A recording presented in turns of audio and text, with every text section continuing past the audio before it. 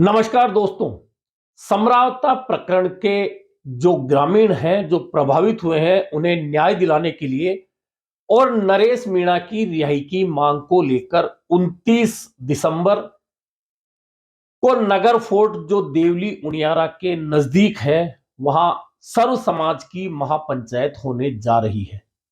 लेकिन इस महापंचायत से ठीक पहले सोशल मीडिया के जरिए एक वीडियो वायरल हुआ है और वह वीडियो जो वायरल हुआ है उसमें जो बातें कर रहे हैं दो लोग, वह बातें इतनी महत्वपूर्ण है कि इस पूरे प्रकरण में बहुत बड़ा बदलाव आ सकता है। और वह वीडियो जिसने भी रिकॉर्ड किया उसमें बात करने वाले कौन है यह तो जांच का विषय है, लेकिन अगर ये बातें सच है तो बहुत बड़ा एविडेंस इस पूरे प्रकरण में यह वीडियो बन सकता है। दरअसल समरावता में 13 नवंबर की रात को जो कुछ भी हुआ और पूरा जो प्रकरण चला वह पूरे देश ने देखा है, तमाम मीडिया के जरिए देखा है, सोशल मीडिया के जरिए देखा है, लोगों ने जो वीडियो बनाए उनके जरिए देखा है। बहुत सारे मीडिया कर्मियों ने आंखों देखा जो दृश्य था वह सब लोगों तक पहुंचाया है कि वहां क्या हुआ था। और उसके बाद में नरेश मीणा सहित बड़ी संख्या में जिन लोगों को गिरफ्तार किया गया था उनकी रिहाई अब तक नहीं हो पाई है।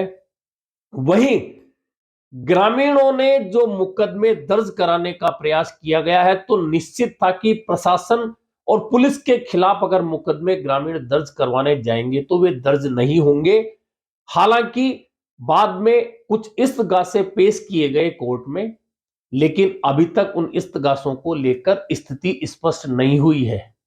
वहीं हाई कोर्ट में भी इस मामले की सुनवाई अभी तक चल रही है और उस सुनवाई में नोटिस भी जारी हुए हैं। अब आगे चलकर न्यायिक प्रक्रिया में क्या होगा यह एक अलग विषय है, न्याय का विषय है। लेकिन जो वीडियो अब वायरल हुआ है उस वीडियो में जो बातचीत हो रही है उस बातचीत में एक बहुत बड़ी बात बोली गई है कि यदि नरेश मीणा दूसरे दिन नहीं आता तो उसका एनकाउंटर किया जाना तय कर दिया गया था। और बाकायदा एक डीवाईएसपी को लगा दिया गया था कि कड़क अधिकारी कौन है, यह कहकर एक डीवाईएसपी को इस काम के लिए लगा दिया गया था। अब ये जो एक लाइन है उस वीडियो में, यह बहुत बड़ा एविडेंस उस रात के पूरे प्रकरण को लेकर पुलिस के खिलाफ बन सकता है। क्योंकि अब तक जो ग्रामीणों के वीडियो आए हैं, ग्रामीणों ने जो बयान दिया है, जो परिस्थितियां दिखी है, उसमें लगातार पुलिस प्रशासन पर आरोप लगे थे कि पुलिस ने लोगों के घर जलाए, गाड़ियां जलाई, लोगों को घर से निकाल कर पीटा, महिलाओं को भी पीटा, बच्चों को भी नहीं बख्शा। और वीडियो जितने भी आए उनमें भी ऐसा बहुत कुछ दिख रहा था। लेकिन अब नरेश मीणा का एनकाउंटर कर दिया जाता, इसके लिए डीवाईएसपी को लगा दिया गया था। यह उस वीडियो में सुनाई दे रहा है, तो यह आगे चलकर न्यायिक प्रक्रिया में पुलिस के खिलाफ बहुत बड़ा एविडेंस बन सकता है। वह इसलिए बन सकता है कि नरेश मीणा का एनकाउंटर आखिरकार क्यों होता, क्योंकि सवाल सबसे बड़ा यही है। नरेश मीणा निर्दलीय उम्मीदवार था देवली उनियारा से, यह सब जानते हैं। और नरेश मीणा ने एसडीएम को थप्पड़ मारा, यह कानूनी प्रक्रिया के रूप से गलत है कि ड्यूटी पर एक अधिकारी को आप थप्पड़ मार रहे हैं। और उस मामले में उनकी उस दिन नहीं तो बाद में नहीं तो 2-5 दिन बाद में गिरफ्तारी होती है, तय था। और कानूनी रूप से जो भी कुछ होता वह प्रक्रिया आज भी चल रही है। लेकिन अब यह बात आ गई कि नरेश मीणा का एनकाउंटर करने की तैयारी थी, तो क्या राजस्थान में कोई नई परंपरा डालने की तैयारी थी कि राजनीतिक लड़ाई लड़ने वाला निर्दलीय के रूप में कोई उम्मीदवार या किसी भी पार्टी का कोई उम्मीदवार, उसका क्या एनकाउंटर किया जा सकता था? क्या किसी राजनीतिक व्यक्ति का एनकाउंटर किया जा सकता है? सबसे बड़ा सवाल अब सबके मन में यह कौन रहा है जब से सोशल मीडिया पर यह वीडियो वायरल हुआ है। टोटल आदमी बाहर के आदमी साहब कहते थे वहाँ पे सब आदमी वहाँ गए पूरे आदमी थे साहब, पूरे ही बहुत भीड़ थी साहब। दिमाग में नहीं ऐसा मैंने खाना खा लिया वहीं। अब मैंने तो मेरे साथ मेरे गाँव समझा था ये। अच्छा अच्छा हमारा पड़ोस वहाँ जब जमीन हमारी वहाँ जमीन के माता घर वाले हमारे वहाँ भी जाते हैं, पूजा करने जाते हैं, लोग जाते हैं, वहाँ जाते हैं, भाई बनते थे हमारे वो जानते हैं लोग वहाँ के। तो वैसे खाना खा लो, हाँ भूखा मर गया घर खा लेंगे जी, ये खा लो फिर मैं सोऊंगा मैं तो बोला बाद में जान सब जानते मेरे साहब। नहीं वो तो ट्रैफिक खूब रही है जान से क्या ये लगे बचाए मेरे को, वो मेरे को जानते हैं, उसको मैं नहीं जानता। नाइट के टाइम वो मेरे को जानता है, इनको की मारी तो हमारे आदमी है यार जो बदल गए।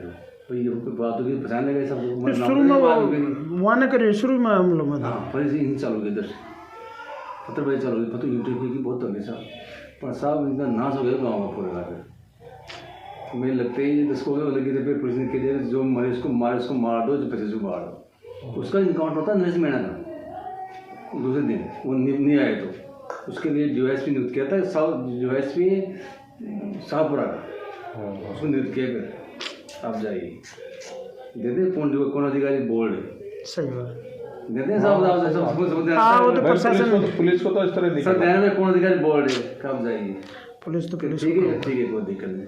अरे नेक्स्ट गाड़ी बैठ जाए यार, फिर गाड़ी की बैठूंगा मैं निकाल लेती उसने तो फिर।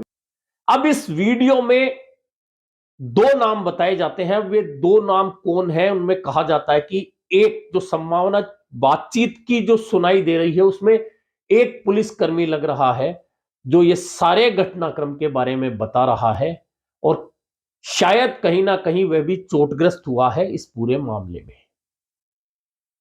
अब यह वीडियो सामने ऐसे समय में आया है जब नरेश मीणा की रिहाई, उनके समर्थकों की रिहाई और समरावता गांव में जो कुछ भी हुआ उस प्रकरण में न्याय की मांग को लेकर सर्व समाज के हजारों लोगों को 29 दिसंबर को जुटना है नगर फोर्ट में।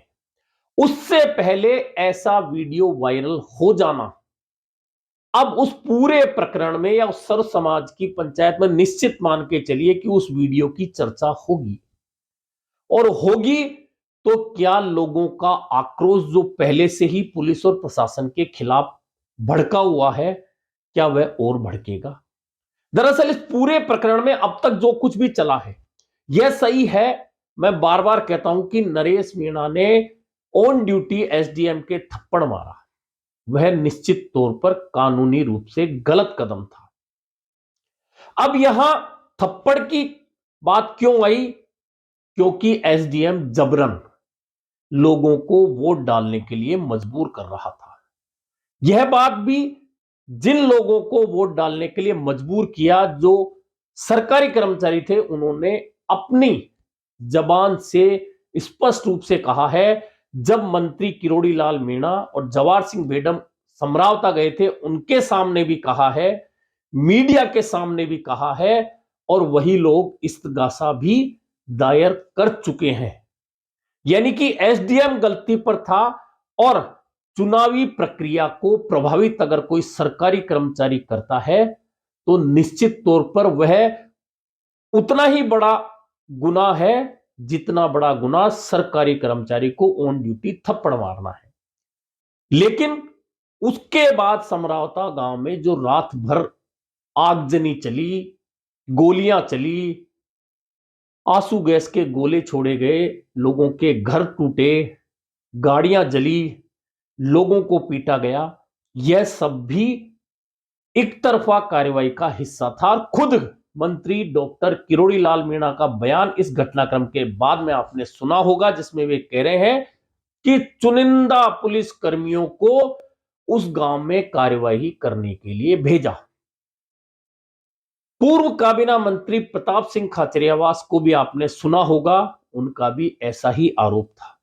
लेकिन अब तक जो भी कार्रवाई हुई है कानूनी प्रक्रिया के तहत, वह एक तरफा नजर आ रही है, क्योंकि उसमें नरेश मीणा ने गलती की, उनकी गिरफ्तारी हो गई, अन्य लोगों ने गलती की, उनकी गिरफ्तारी हो गई, लेकिन अभी तक ना तो इस मामले में किसी तरह की कोई जांच शुरू हुई है, जबकि खुद डॉक्टर किरोड़ी लाल मीणा गृह राज्य मंत्री जवाहर सिंह बेडम ने ग्रामीणों को संभागीय आयुक्त से जांच कराने की बात की थी, लेकिन अभी तक वह जांच भी शुरू नहीं हुई है। हालांकि संभागीय आयुक्त की जांच कराए जाने की बात ग्रामीणों के गले नहीं उतरी, क्योंकि तमाम लोगों का कहना है कि जब पुलिस और प्रशासन पर आरोप है तो एक प्रशासनिक अधिकारी कैसे इस मामले की निष्पक्ष जांच कर सकता है। ऐसे में इस मामले की न्यायिक जांच होनी चाहिए, लेकिन अभी तक इस मामले को लेकर सरकार की ओर से जांच के मामले को लेकर कोई कदम नहीं उठाया गया है।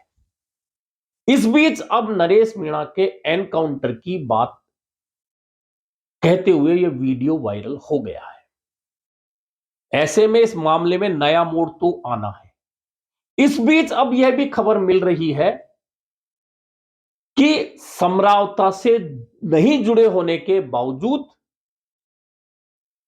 कुछ स्थानीय युवाओं को जो सोशल मीडिया पर खबरें चलाते हैं या कोई पोस्ट करते हैं इस मामले से जुड़ी हुई, न्याय से जुड़ी हुई, तो पुलिस उन्हें भी पकड़ने का प्रयास कर रही है। 2 दिन पहले ऐसे ही 4-5 लोगों को पुलिस लेकर गई थी, हालांकि कुछ लोगों ने थाने पहुंचकर उन्हें छुड़ा दिया। ऐसे सारे माहौल के बीच में जब नरेश मीणा के एनकाउंटर करने की बात का एक वीडियो सोशल मीडिया पर आया है, इसकी पुष्टि कौन करेगा, क्या इसमें सही कहा है, कहने वाला कौन है, किसने वीडियो बनाया, यह जांच का विषय है। यह पुलिस प्रशासन जांच करेगा, लेकिन जांच इसकी वीडियो की होगी, क्या निकलेगा यह अलग मैटर है। लेकिन इस वीडियो का सामने आना, नरेश मीणा का एनकाउंटर होने की बात सामने आना, पुलिस की समरावता में रात को की गई कार्रवाई की कहीं ना कहीं पुष्टि करता दिखता है कि जब नरेश मीणा के एनकाउंटर की बात अगर पुलिस प्रशासन सोच चुका था, तो फिर गांव में जो कुछ हुआ तो क्या वह पूर्व नियोजित था। जबकि नरेश मीणा की गिरफ्तारी तो येनकेन प्रकरण बाद में भी हो सकती थी बिना किसी इस तरह की आगजनी के। अब 29 दिसंबर को इस पूरे प्रकरण को लेकर नगर फोर्ट में जो महापंचायत होने वाली है, उसे लेकर कोटा बूंदी से कांग्रेस के संसदीय चुनाव के उम्मीदवार प्रहलाद गुंजल ने तमाम हाड़ौती क्षेत्र में एक एक जगह जाकर लोगों का आह्वान कर दिया है। मध्य प्रदेश तक जाकर उन्होंने मीटिंगें लेकर लोगों का आह्वान कर दिया है। 29 तारीख को इस सरकार के कानों में अगर शीशा भी भरा है तो पर्दे फाड़ दो, न्याय दो समरावता को, बेगुनाहों को छोड़ो, प्रशासन के खिलाफ कार्रवाई करो, नहीं तो नगर फोर्ट 29 तारीख अगला कदम जयपुर की राजधानी की तरफ उठाने का तय करेंगे। और भी बहुत सारे लोग इस महापंचायत को लेकर लगातार मीटिंगें कर रहे हैं और प्रहलाद गुंजल ने तो बहुत स्पष्ट रूप से कह दिया है कि मत बोलिए, चुप रहिए, आप समरावता के प्रकरण में कोई मत बोलिए, लेकिन एक नरेश मीणा जो 25 साल के संघर्ष से निकलकर बना है, पैदा करके बता दीजिए। यानी कि प्रहलाद गुंजल पहले दिन से जिस स्टैंड पर है कि समरावता गांव के साथ में जो अन्याय हुआ है वह जलियांवाला बाग के जैसा है। वहां अंग्रेजों की पुलिस थी और यहां भाजपा सरकार की पुलिस है। अब इस प्रकरण को लेकर न्यायिक प्रक्रिया अपनी जगह है, लेकिन जिस तरह से बिना किसी पद पर होते हुए नरेश मीणा के लिए 1.5 महीने से लगातार लोग आंदोलन में जुटे हैं, यह एक नई इबारत राजनीतिक रूप से हाड़ौती और पूर्वी राजस्थान में लिखी जा रही है। मैं बार बार कह रहा हूं, भले ही अभी इसे लेकर कांग्रेस और भाजपा दोनों निश्चिंत होकर बैठे हैं कि हो सकता है कि कुछ दिन बाद यह सब मामला शांत हो जाए, लेकिन सोचिए आप कि किसी एक साधारण से लड़के के लिए जो निर्दलीय उम्मीदवार था, उसके लिए अगर 1.5 महीने तक कोई आंदोलन चल रहा है और वह भी कोई जातिगत आंदोलन नहीं होकर सर्व समाज का आंदोलन चल रहा है और किसी एक जिले तहसील में नहीं होकर पूरे पूर्वी राजस्थान हाड़ौती में आंदोलन चल रहा है, लोग लगातार बोल रहे हैं और जिस समरावता ग्राम सब कुछ हुआ, वहां के ग्रामीण आज भी ना सिर्फ नरेश मीणा के पक्ष में डटे हैं बल्कि पुलिस और प्रशासन के खिलाफ आज भी खुलकर बोल रहे हैं। यह बहुत बड़ी बात है। अब इसका कानूनी रूप से नरेश मीणा को कब जमानत मिलेगी यह तो कोर्ट तय करेगा, बाकी लोगों को कब जमानत मिलेगी यह भी कोर्ट तय करेगा।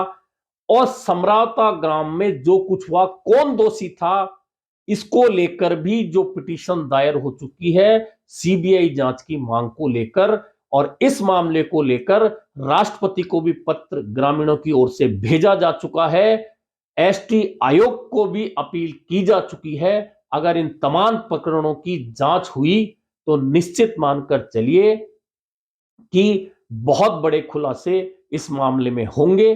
अभी तो सबसे बड़ा सवाल यही है 29 की जो महापंचायत होने वाली है उसका नतीजा क्या निकलने वाला है, वहीं एनकाउंटर का सच क्या है यह अब पुलिस को सामने लाना जरूरी है, क्योंकि अगर इसका सच सामने नहीं आया तो लोगों का आक्रोश और बढ़ेगा पुलिस प्रशासन के खिलाफ, जो आगे चलकर ना तो पुलिस और प्रशासन के लिए अच्छा है ना सरकार के लिए अच्छा होता है, क्योंकि पुलिस और प्रशासन सरकार और आम जनता के बीच की कड़ी है। इस कड़ी के खिलाफ अगर जनता में आक्रोश भड़कता है तो वह कतई सही नहीं माना जा सकता। वह ना जनता के लिए अच्छा होता है, ना सरकार के लिए अच्छा होता है और ना पुलिस प्रशासन के लिए होता है। कुल मिलाकर अब इस प्रकरण में 29 दिसंबर की पंचायत में क्या निर्णय होता है और एनकाउंटर नरेश का करने की जो बात को लेकर वीडियो वायरल हुआ है उसका सच क्या निकलता है, यह दोनों ही बातें इस पूरे प्रकरण के लिए बहुत बड़ा एविडेंस तो बनेंगी ही, आगे चलकर राजनीतिक रूप से भी यह पूरा प्रकरण पूर्वी राजस्थान और हाड़ौती में एक नया इतिहास लिखेगा, यह तय मानकर चलिएगा। अभी के लिए इतना ही, फिर मिलेंगे नए मुद्दे पर चर्चा के साथ।